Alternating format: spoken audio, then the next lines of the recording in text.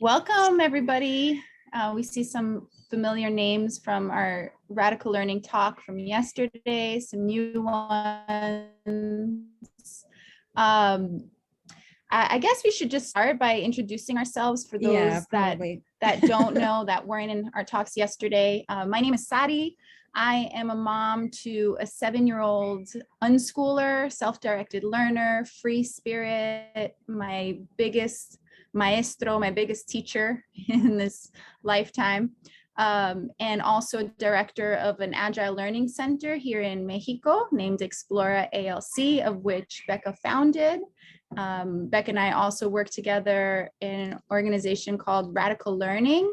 We support adults and people supporting youth to make a radical shift in the way that they think about education and learning, and also what it means to be in community and parenting and all the things that make up unschooling and self-directed learning. Yeah, and I am Becka or Rebecka, depending on who talks to me. And I have an almost 16-year-old unschooled kid. He used to go to a Waldorf-inspired school, but he has been deschooling and unschooling now for almost 6 years. And yeah, basically my work on this planet is just that, to support adults who want to make those shifts, who want to understand where kids are coming from. Like I work a lot with kids' behaviors, like what is it that motivate their behavior, and yeah, just trying to help adults to shift perspective on kids so that they can support them in a way that really works for the children. So very child-led and child-centered. And yeah, that's why we are here today. And we're in Mexico, so there are a lot of sounds that you might hear in the background. So please, fun sounds sometimes. Please excuse that if you hear that.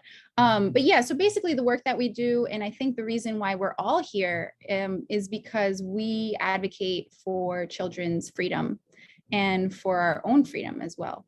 And that can take many shapes and forms, but specifically in self-directed education, what we do, a lot of the work that we do in supporting families through our Agile Learning Center or through, the Radical Learning workshops and trainings, is to get to the bottom of behavior and find tools that kind of are not tools that we're used to using, which are tools of oppression, which come from a top-down power over approach, but we really try to focus on tools that are based on communication, like conscious communication, and tools that are based on liberation. And we believe that the foundation of that comes from really understanding human behavior and the need underneath of human behavior. So whether you're a parent or you're a facilitator at an Agile Learning Center or a free school or an alternative school or an unschool environment, really what we mean by to meet kids where they're at is how to understand the need of a learner in that moment so that you can be fully present and support them. And that's a big job. It's not easy because we're always constantly in our own heads a lot of times, and we have our own needs, but we'll get a little bit into that process later on.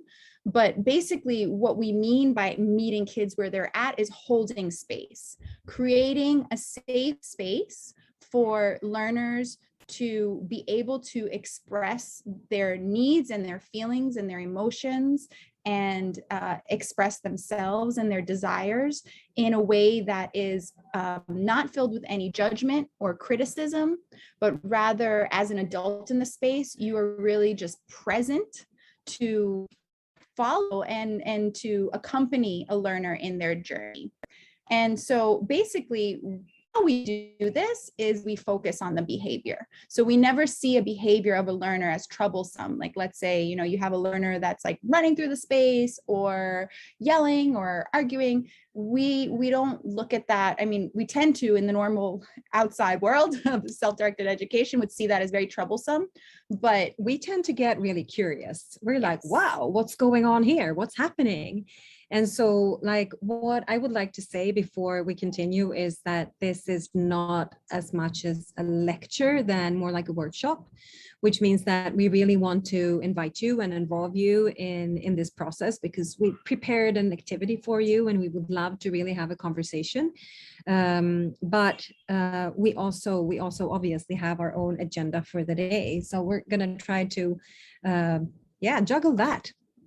And so basically going back to kids' behaviors, coming from conscious communication, also known as nonviolent communication, we don't see the behavior as the problem. We look at the behavior as an indication of an unmet need or several unmet needs. And so that's why we get so curious every time we see a behavior that others might judge as problematic, because we're like, wow, here are unmet needs. And our job as adults is basically try to figure out where this kid is coming from. Actually, I would say we do the same with adults. And ourselves. And too. ourselves, because, you know, like as humans, we're all motivated by unmet needs. So, I mean, to just bring it down to something very practical, if I eat, it's probably because I have a need to give food to my body.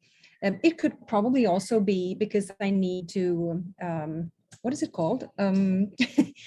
Sustain yourself. Not sustain myself. I was thinking like maybe I need pleasure. I want something pleasurable, or maybe I want to celebrate, so I can eat for that too. There are different kinds of needs. So one strategy, like in this case, eating, could be fueled by different kinds of needs. Same thing if I'm warm, for instance, I'm too hot right now. I mean, we have a couple of different things we could do. We can't right now put up the fan more because it would be really disturbing for you, but that would be one. Another one would be maybe putting on a bikini instead of wearing too much clothes. Maybe take a shower after this workshop. Or if you're a creative kid, maybe it means like, you know, taking all the ice out of the refrigerator and like pouring it on yourself. Yeah. Because they're way more creative than we are. Yeah. That's for sure. So basically, like all human beings have needs, and we are motivated to meet these needs all the time. And that shows up in different kinds of behaviors that we normally would refer to as strategies. We have different strategies to meet these behaviors. And so, should we maybe? So I think before we move on to this slide, because we want to dive into what we find from our day-to-day experience in working with youth, what tend to be some of the needs that come up in a learning space or supporting youth. But I think before diving into that, what's really key is to understand that conventional models, like conventional school systems, aren't based on thinking about children's needs. It's based on, again, this top-down approach, right? Like somebody is determining and dictating what the learner needs to do and learn, and how they should be. And, you know, there's an idea of the product and not so much an idea and an importance of the process.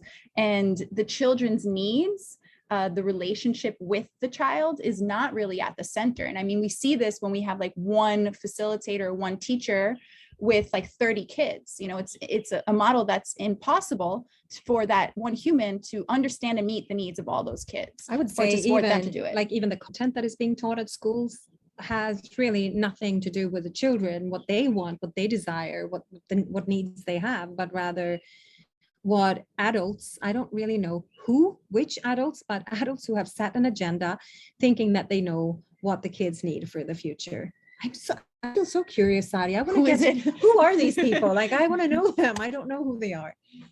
Yeah, so we're going to show you a little slide here, and just give me a second because I have to find it. Oh, there it is in the back. Okay. And sorry, bear with my technological share. Okay, so here we are. These again are based on sort of our understanding. I'm sure there's plenty more needs that children have in their learning environments, in their day-to-day life as humans growing on this earth. But these are some common ones, you know, so respect, excitement, independence, trust, which is a huge one, not a lot of people talk about, free exploration, expression, empowerment, feeling capable, being heard and understood, connection, transformation, security and safety, autonomy, privacy, fun challenges. They want to be like, you know, challenged in a fun way, not in a way that's like threatening. Curiosity, they want to also feel like meaningfulness in what they're doing. Authenticity, being real, and they want people to be real with them. I think kids have a detecting like bullshit and play, you know, they want to have fun. And freedom, adventure, and movement, especially this last one, movement. I think most people have a hard time with supporting because, you know, it's like, oh, they're wild or they're going nuts, or but no, they just have a need for movement. I mean, we adults go to the gym or run or, you know, find movement in our day to day, but when kids are not supported in that, then all of a sudden they have bad behavior, you know? Yeah, exactly. So we have a little exercise. Yeah, we do. The idea of the exercise is really to, role models. Interesting, Thomas. Yeah. I mean, we could add on like on this list, we could add on like caring, loving adults, role models. They can be role models for each other too, the kids. Mm-hmm. I mean, this is just like a basic list to get an understanding of how we're working, for instance, in our center, and how we can like focus on not this content that so many adults come with, you know, math, reading and writing, chemistry, you know, all these things, but rather, okay, if we look at the needs, how do they play out at the center? And so the exercise that we want to do with you is basically for you to pick one of these needs, go back in time and look at how it was met or not met, and if possible, share. And I'll go first just to give you an example. I'm going to pick freedom. So when I was a kid growing up in Sweden in the 70s and 80s, I had a lot of freedom. I could go where I wanted. I was roaming around in the forests. I was biking around. I was so free. No one intervened. So basically, I had the power in my life when I was a kid to meet my need of freedom all on my own. So that's one way to do it. Like, how did you guys get these needs met, or one of them, like when you were kids? But then the other way, is if maybe you haven't had that need met. For example, I had a big need for independence. I mean, when I was a kid, most kids do. It's also a way to get the need of being challenged. Like a lot of these needs are met with independence as well. And, you know, when I was with particular family members, I was not allowed to go out without an adult. I was not allowed to be, you know, in an environment that wasn't with an adult. And that also, I guess, was the need for, so that need wasn't met. And also in growing up in New York in the public school system, that need for independence wasn't met either, because it always had to be the way that I was told, you know, I couldn't do things differently, then I would get an F. Yeah. So yeah, the exercise is if you guys can, you know, maybe just raise your hand. There's a little hand thing here, someplace, or unmute and share with the group if you'd like. Can I just say something? Because Thomas said here, another one would be maybe a rich environment. And I would say that if we look at the needs that we put, it's very clear that those needs indicate that they have to have access to a rich environment. Otherwise, they won't get these needs met. So that's a little bit how we think around this. Yeah. So if anybody would like to share.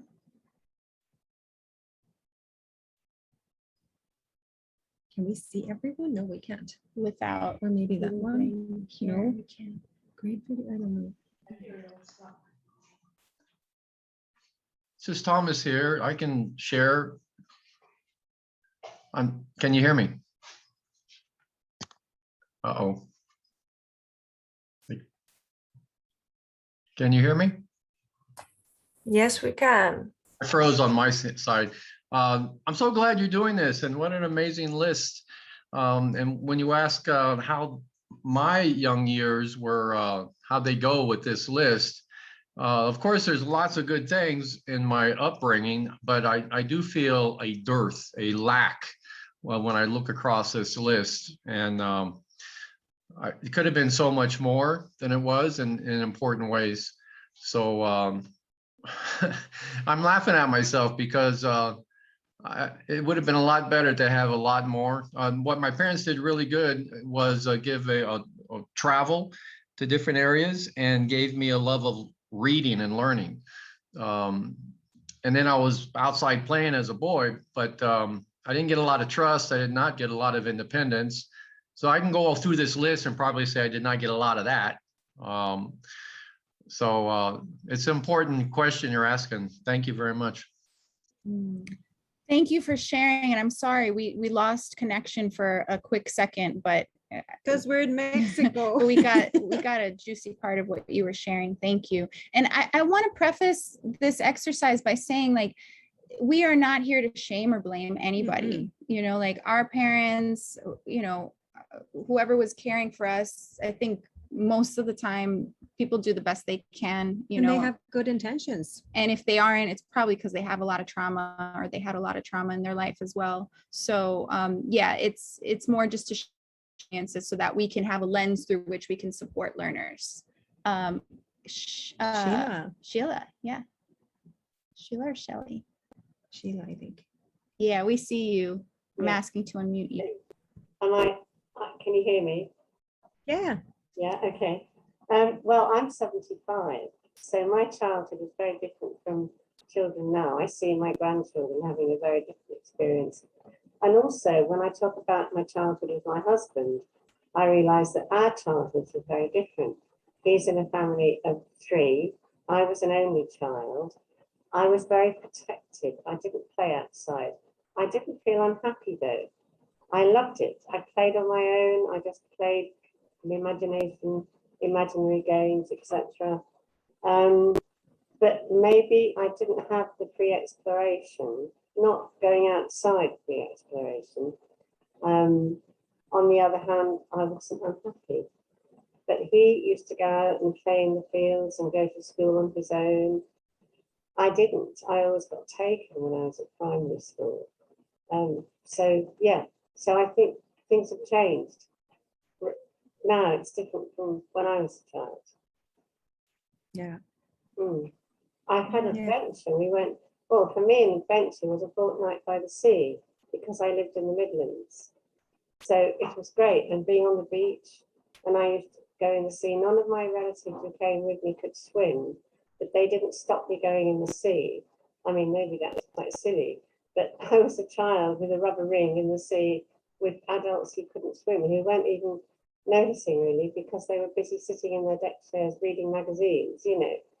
So my adventures were maybe the fortnight at the sea every year, which I absolutely loved.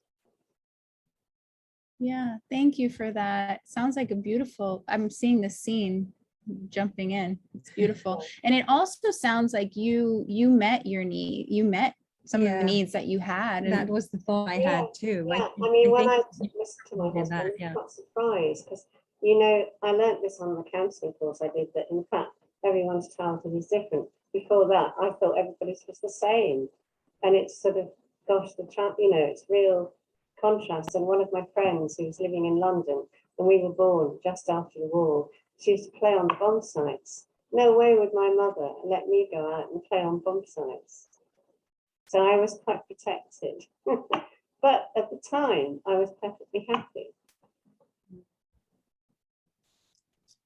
yeah. Also, Thomas is adding another need, which is one that's really important. Thank you, Thomas. Racial and cultural diversity. Absolutely. Absolutely.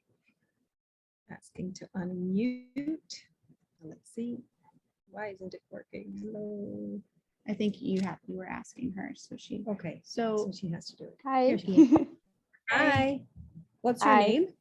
So I'm Andrea, and I was born in Romania, so Eastern Europe, and I was born in the late 80s. So that was just a point in history where communism was failing, and ended shortly, I think 1 or 2 years after I was born. So it was quite a strict and conservative society. And I have to look very good to find some needs that were met. So most of them were rather not met. But not met in the relationship with my parents, or in school. But I realized that I found contexts where I could meet them. So maybe it was that I could be in the garden and there were other children. So then we played and we tried to have adventures as good as it could. And I tried to look for environments where I could have this. So with 16, I went to an exchange year to Germany, and there I could have being heard or being taken serious, or free expression and things like this that were sort of forbidden in my home. So I think that even when they are not their children, try to meet them one way or another. And I think it's also, I don't know how to put it, but I think it's not easy and it shouldn't be like this, but I think it's also an opportunity to find out who you are. Like, will you then live a life of, I don't know, things you don't have, or rather try to get them for yourself, try to, I'm looking for the words, like catch up the things you missed, or try to offer them to others because you realize it's important. I mean, even nowadays in Romania, there are many children that are not heard because adults think they don't really know what they're talking about. So I try to be part of the movement to show, no, can be 10 and very aware of what you want. absolutely, and very capable of meeting your need. Yes. I mean, Yes. I think something really critical, like important to think about here is in supporting youth in self-directed and free learning. It's not our job to meet these needs for the kids. It's our job to support them, to meet them. Yeah, and sometimes it's hard too. Sometimes it's hard. Especially I'd say with younger kids, they don't always know what they need, but they absolutely know what they feel like doing, which can lead them into wanting to jump on the bed at 11 p.m. when really like what their bodies need is to lie down and sleep, but they don't know. Yes. Thank you, Andrea. Anyone else who wants to share?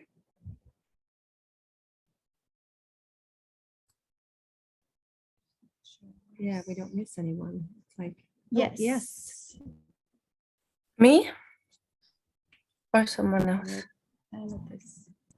Yes, yeah, go go. for it. Sorry, it doesn't show your name for us, so Zoe. I did not call you by. Zoe, Zoe. hi. Hi, Zoe. Hi. Your introduction and this exercise is driving me crazy. Because I'm actually very emotional at the moment before you started, because I've been an activist for radical learning for 15 years in a country where we have absolutely no freedom of choice in education, everything except Greece. So I'm feeling very frustrated, as I always am in these incredible, life-saving for me meetings of people, with how the voices of the communities which don't have any kind of these privileges. And then we went straight into this list, and I'm looking at it, and movement is at the end. and I'm a moving teacher, and I've been advocating for just let them move, and then it's solved. Because now that I look at this list, doing this incredible exercise, and I thank you very much, I realized that movement for me was always first, and it is for everyone until a certain age. For me, it stayed at the top of the list, and I've lived my entire life in a world where it's either at the end or nowhere. And people stop having the need for movement as the top need, because simply meeting it means that all of the rest are met.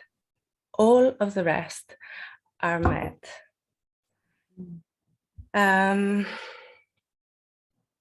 So my need for movement was fully met up until I went to school. And it's really simple. And thank you. I'm still very angry though, but it's helping. Chloe, I hear you. You know, I was born in Sweden, and in Sweden it's the same. It's extremely square, and there is no other choice but going to school. And so I'm also like a strong advocate over there in order to try to shift things, but it's really, really hard because there is a grown-up agenda. Now I'm a grown-up, but it's still hard, I think, for governments to listen to this, because freedom is probably seen as a threat many times, and free children turn into free independent thinkers, and that is not always so popular. So yeah. Could I say one more? I don't believe it's chance. As soon as the youth was moving through the streets before the pandemic broke out, people who take their power for granted got scared. Absolutely. It's a lot of power in our youth, in their potential. And I think what you recognize is that the need is still there, right? It doesn't change whether the system is a more open system or a more closed system. The need is always going to be there. And so I think this work also extends, like we're also really careful to just focus it on schooling and really think about it as life work, right? Because I'm sure that, yeah, it sounds really messed up. What everyone is facing in Greece right now, but you will have children in your life that will have these needs, and you can absolutely still advocate for those needs to get met. And so I hear you, and thank you for sharing what you're sharing. And people like you give me a lot of freaking hope. So keep on. We have Isabel. Thank you. Isabel? Yeah. Hello, I apologize for keeping my camera off, and I don't feel very presentable right now. I just wanted to react to something somebody said here, and it is that children don't always know what they need. And that reminded me of a quote by a Brazilian educator, Lia Triva. I don't know if I am pronouncing her name right, but I sent a link through the chat where she speaks, and she says each child born into this world is nature manifesting itself again and again and again. So we can think of these children as different expressions of nature, as the species renewing on our planet. And what I think is that maybe the point of it is that even if children cannot always articulate what they need or what they want, we should assume that very often their own expressions, their own behaviors are actually what they need. It's nature. It's like the animals, the flowers, you know. But that was just it. It's a quote that when I heard it the first time, I loved it and it stuck with me. That's all I wanted to share. Thank you. Thank you so much, Isabel. And you're right in alignment with what we usually talk about, like us being part of nature. We're part of life. And these are natural expressions.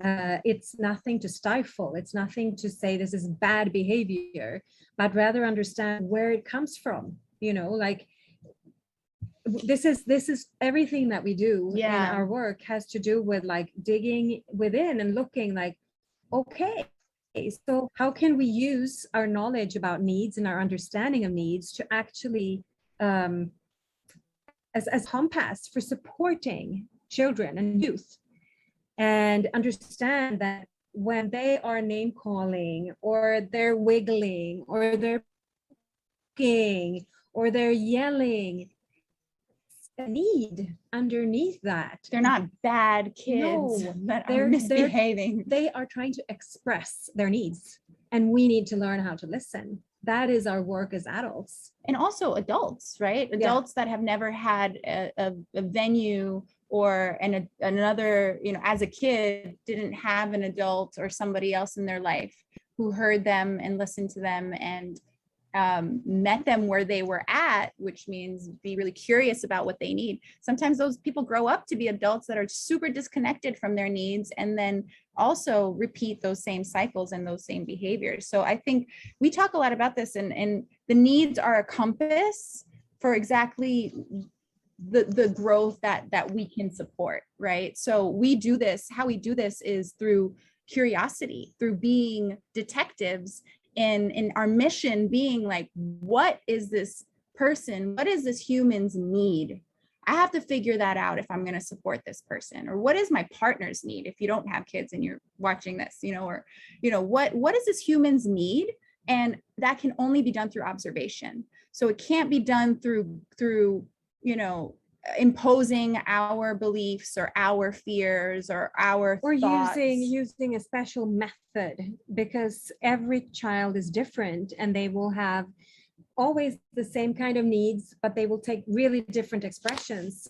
So we need to really look at each and every child in order to be able to support them completely, and have these conversations with our kids as well, so that they get self-knowledgement, that they can understand themselves and learn little by little to express what they actually need and stand up for themselves.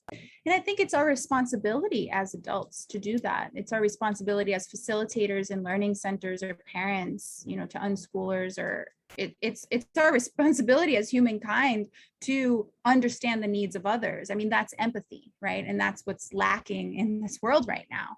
And the more that we can do that with ourselves, understand our own needs, the more we can do that with others, you know, and then help facilitate experiences for youth and help facilitate experiences for others in our lives so that they can get those needs met. So it's like what many of you said, like, our job is not to meet those needs in particular, but to understand them so we can, you know, if we have a kid that movement, like you said that, so, you know, movement is a huge, the most principal needs. And if we're not moving, we're not free, and we are immobilized, like what you're saying in the chat. And so our job as facilitators is to help support that. So if kids want to, you know, we just had this example in our learning center, we had morning circle and the kids needed to move. And we had two choices, right? We either say, nope, this is what we're going to do because this is what we're going to do. Why? Who knows? It's what we're going to do.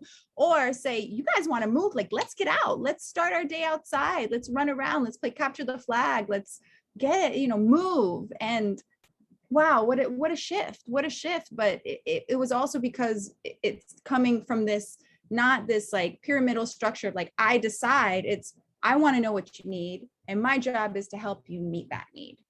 And I think Thomas also mentioned that in the chat with the Sudbury model, like that's the aim, that's the goal. Yeah. Anybody else want to share? Sheila again. Yeah. Sheila, feel free to unmute yourself. Yes. Yeah, I mean, I'm just thinking, my daughters both went to Summerhill. And I think one of the main premises there is respect. Respect for even the smallest child from the oldest adult. And obviously independence and freedom to choose. It's not easy. I mean, sometimes the choices are very difficult. So my 8-year-old daughter, when she was there, she was 8 for one of them. And she said to me, I just don't know what to do. I want to be everywhere. The art room is open, the woodwork room's open, or I can do maths with my teacher. I want to do them all. And that young age, that was a really difficult thing. But she was the one who had to make the choices. So the freedom, and then my older daughter, she was there from 13 to 16.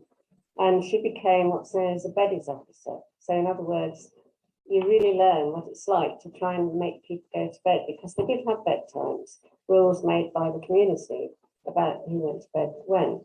And she found it quite a task to get people to go to bed when they were meant to. So the kind of freedom and the responsibility, it was good, but it wasn't easy. But, they learned some lessons of life. Absolutely. Beautiful. And, like we're talking about tactics of real torture. Absolutely. Oh, God. Tactics of oppression. These are tools of oppression, like even in families, like you're going to bed now, like that's pretty oppressive. Like you're if grounded, you're punished, and we internalize these tools without knowing it, without even knowing that we've experienced them or that we are oppressed. And so if we're really advocating for kids' freedom, we have to understand how we have been oppressed and what our need is for freedom as the adult in these learners' lives. And I think also the big shift is to realize the adult agenda in the conventional school system, to understand that it's there, to understand how it plays out, how extremely rigid it is, and how it really isn't there for the children, even though that is what we're all being told. We need to be there because otherwise we can't have successful lives. And the difference it makes when we start looking at children's needs and start creating an optimal learning environment based upon their needs, not based upon some hidden adult agenda. It is completely different. I mean, this is when you go in, into a free learning environment and their tools out, it's like their tools, they're risk, like things that people would be like, that is so risky, they're going to get hurt. That's where the richest learning happens, is when learners actually pick up that tool and like, what is this for? And they'll, I would love to talk, maybe shift the dialogue a little bit to two things that come up and make this challenging to meet kids where they're at and make it challenging to meet learners' needs, is to fear and lack of trust. And so, talking about this adult agenda, if you go into a space and everything is like super perfectly curated, very like materials are perfectly picked out to be really like neutral, and okay, I get that to a degree, but the real world doesn't look like that, right? And why? Like, what's the fear behind leaving a saw out for a 7-year-old to pick up and use, right? I don't know, I go crazy with this kind of stuff. I mean, granted, we're not saying like leave out, weapons of mass destruction at all. But, you know, I think we have to look at our fears as adults. And take responsibility for them. Like, be aware that many times what hinders us from creating these amazing learning environments is that we're scared. We're afraid to get into trouble. We're afraid that kids will get hurt. We're afraid of parents' anger. And it is such a shame. Zoe. I didn't mean to interrupt. I was waiting my turn. You can interrupt. Okay, good. So I've been an activist, which makes me actually a criminal and puts me as a single parent of 2 teenagers and a constant risk of being arrested and losing custody of my children. An activist in that environment for 15 years now. And I'm at this crisis point where I'm trying to figure out what is the agenda, the adult agenda of this movement, which is advocating and fighting with a very high risk for meeting children and teenagers and younger people's needs. And I'm thinking,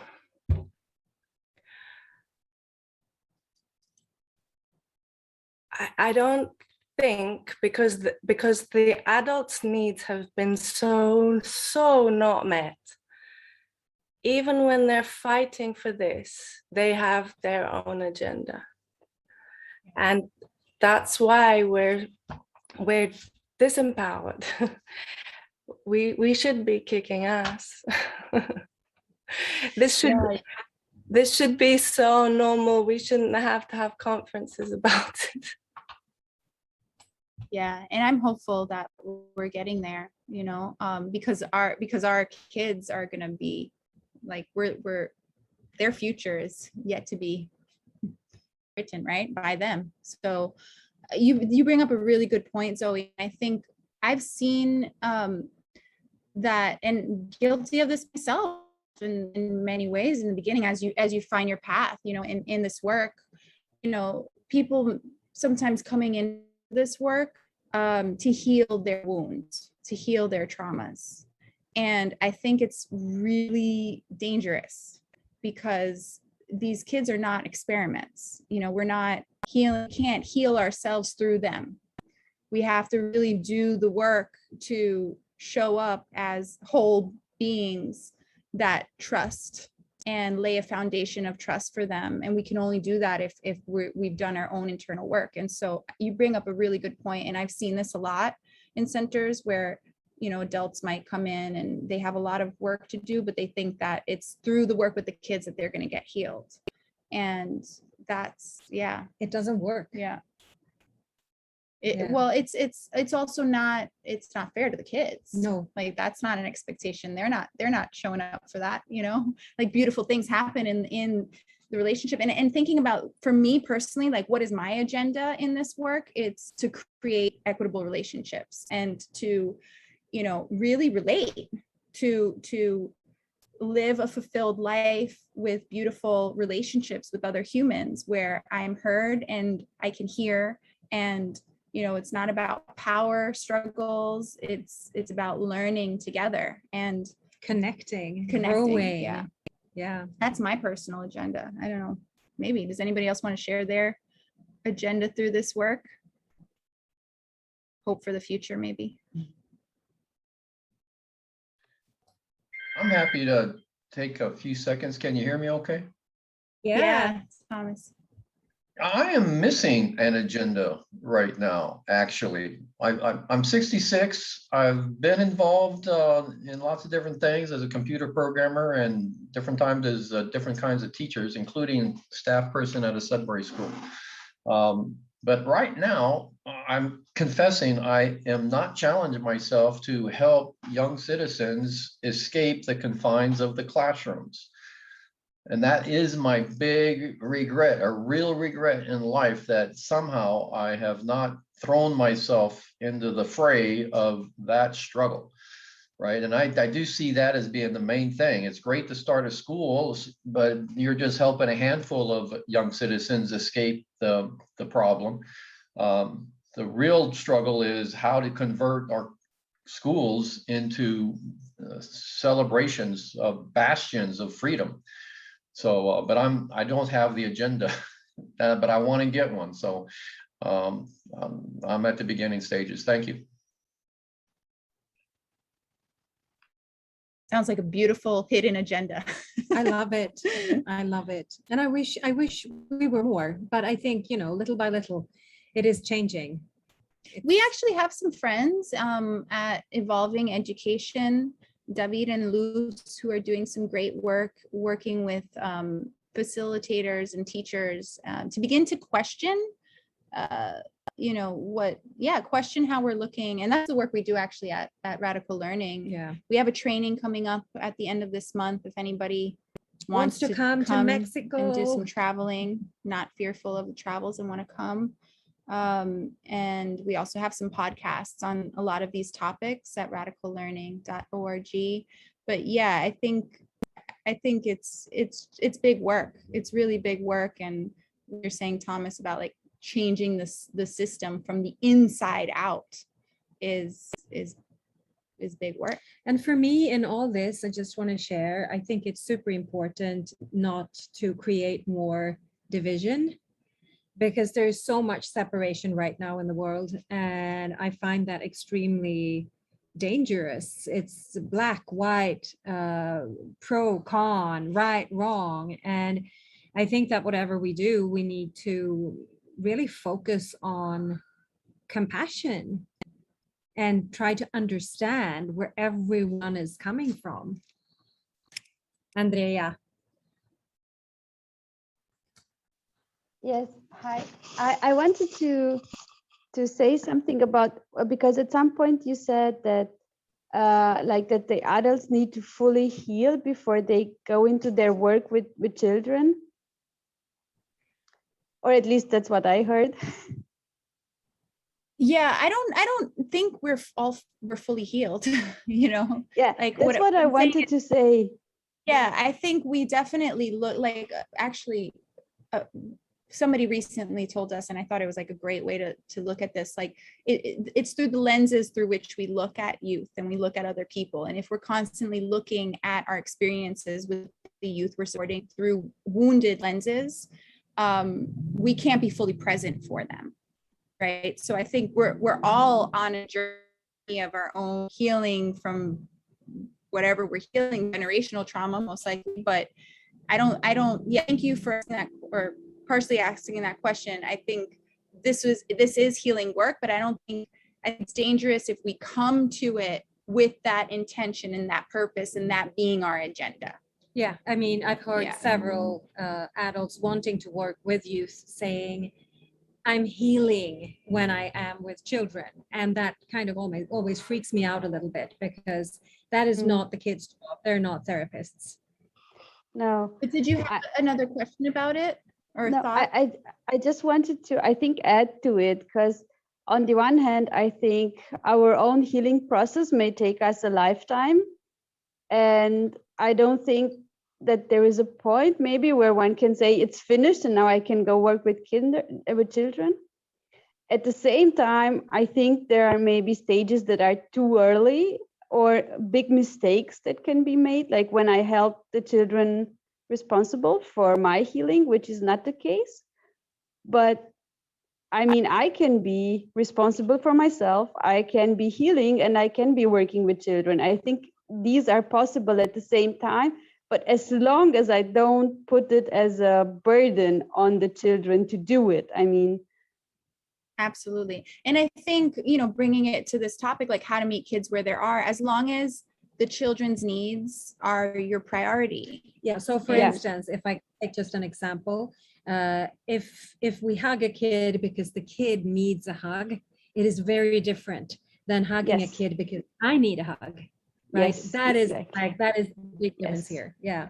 That was Also, yeah. such Go an for it. important stage. Like at some point, I learned to ask the kids, would you like a hug now after conflicts, either with other people? And so oftentimes I got the no as a result after I started asking. And I was like, oh shit, it's good that I asked. And they were surprised to be asked because, as I said, I come from a background where this is not a topic for, I don't know, 99.9 of the children. And yes, like you say, if the children's needs are your first focus and then your own healing is the second one, then it's a good thing to start.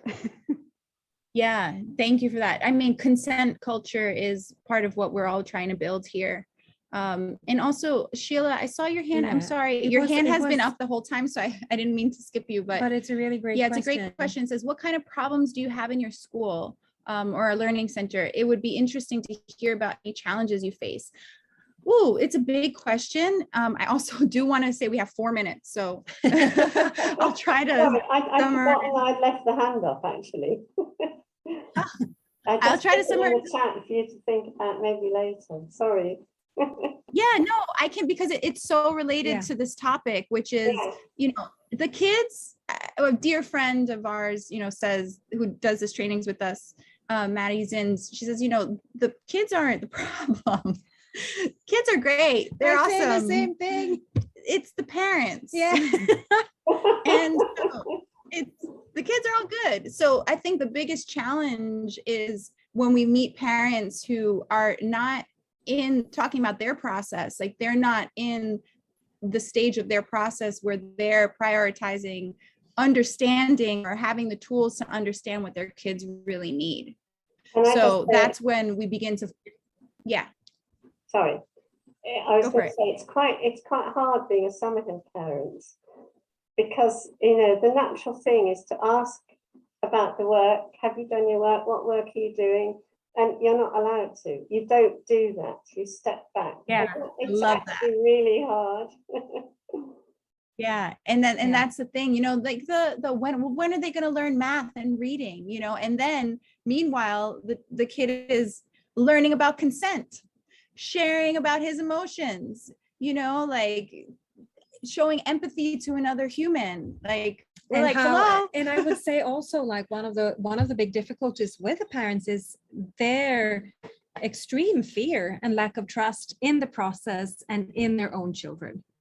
And so we are there trusting the kids and they're learning how to trust us. And then they come back home and it's just like, because there is no trust. And it's a lot of work as an adult to step up and actually dare looking at these things without taking it personally, understanding that these are internalized structures and patterns that we carry.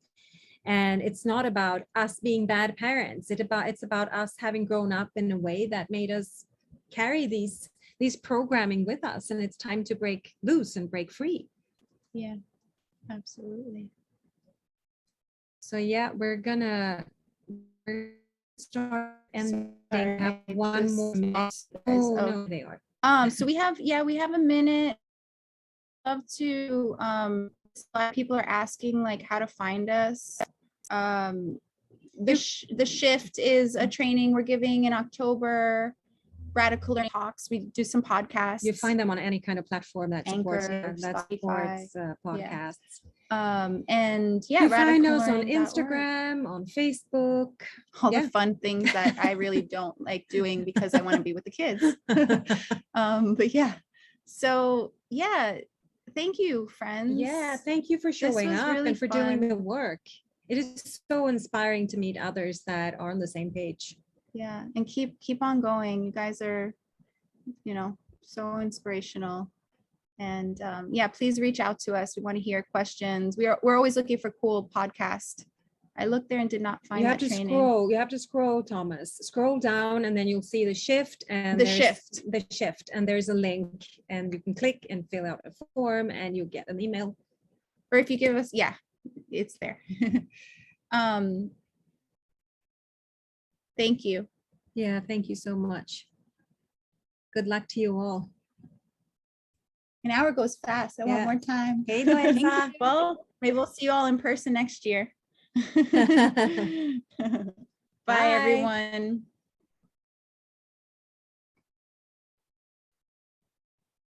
I want to save this chat. Okay. I cannot leave without saying big, big thanks to you both for everything you're doing and the whole team. So what a blessing. Thank you.